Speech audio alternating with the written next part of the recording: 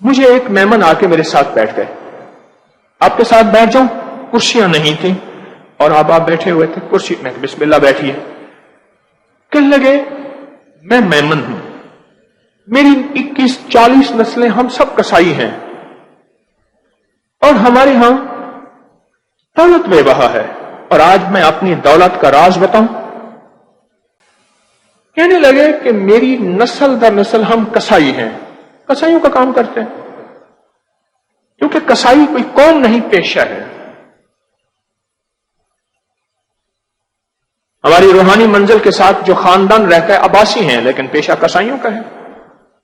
یہاں دلی دروازے میں کمبو رہتے ہیں, کون کمبو ہے؟ پیشہ کسائیوں کا ہے, پیشہ ہے.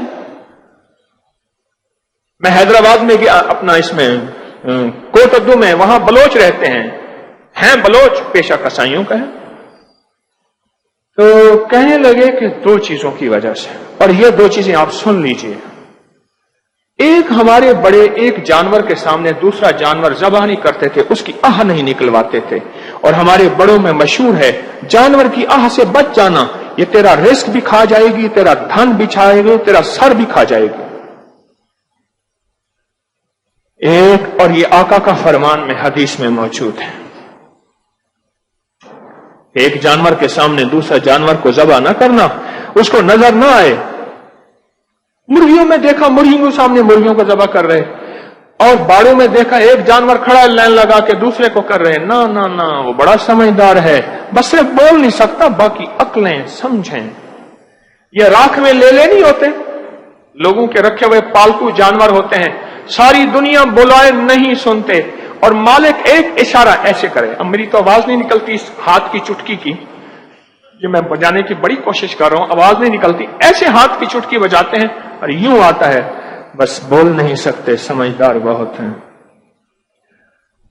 اس کروڑ پتی ارب پتی میمن نے, میں اس کو ارب پتی کہوں گا اور واقعی ارب پتی, میمن نے جو مجھے جینے کے دو سلیقے دیے, مال و دولت کے جو راز دیے, اور اپنی نسل در نسل جو راز دیے, وہ دو راز دیے, اور وہ دو راز امانت میں آپ کو لوٹا رہا ہوں. اور وہ دونوں راز میرے آقا کی حدیث کا فرمان ہے. پہلا راز کیا ہے کہ جانور کے سامنے دوسرا جانور ذبح نہ کرنا, اس کو تکلیف نہ پہنچے, اور بقول اس میمن کے اس کی آہ نہ لگے. اس نے تکلیف نہیں کہا, تکلیف میں کہہ رہا ہوں, اس نے کہا اس کو آہ نہ لگے. کیا نہ لگے؟ اس کی آہ نہ لگے. جو اس کے سامنے ذبح کر رہے اور کہا کہ مجھے بھی ایسے کریں گے, ایک طرف کر کے. دوسرا کہنے لگے ہمارے بڑوں نے ہمیشہ باوضو ذبح کیا, اور تکبیر پوری پڑھی, اور چھری ہمیشہ تیز رکھی. بس یہ دو راز تھے. باوضو, اس نے دو رازوں میں 3 راز بیان کیے ہیں بنیادی طور پہ, اور اگر میں اس کو کھولوں تو 4 راز ہو جاتے ہیں. ایک باوضو, دوسرا تکبیر پوری پڑھی, بسم اللہ اللہ اکبر, یہ تکبیر ہے ذبح کرتے ہوئے, اور تیسرا چھری تیز تھی.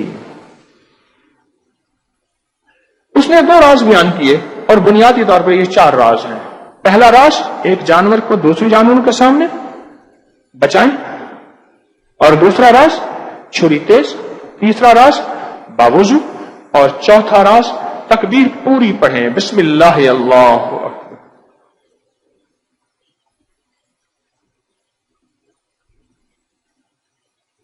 کہا اس کی وجہ سے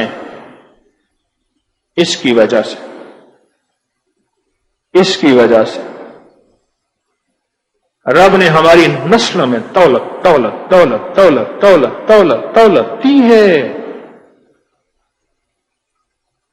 اور ایک بڑی کی بات بتاؤں, ایک بڑی کم کام کی بات ہے.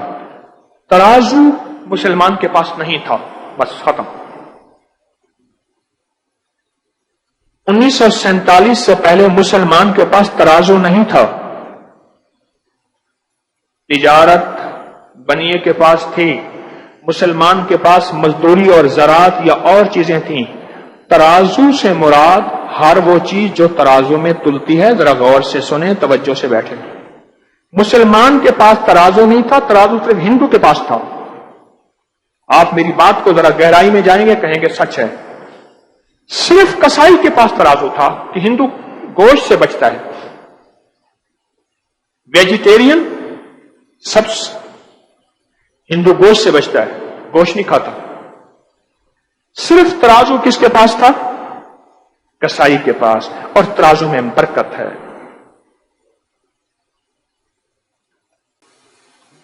ये बातें, ये जो कसाई वाला वाक्य है, कसाईयों को जरूर सुनाएं पूरी तमहीद के साथ, कसाईयों को जरूर सुनाएं। और आप भी कुर्बानी में इसकी एहतियात करें, ताकि कुर्बानी सिर्फ कुर्बानी ना हो, ऐसा ना हो कि वो सिर्फ कुर्बानी हो और आपका माल दौलत चीजें साथ ले जाए, बल्कि वो कुर्बानी हो जो आपके लिए धन, तमंगरी, दौलत, इज्जत, रिस्क के दरवाजे खुलवा जाए।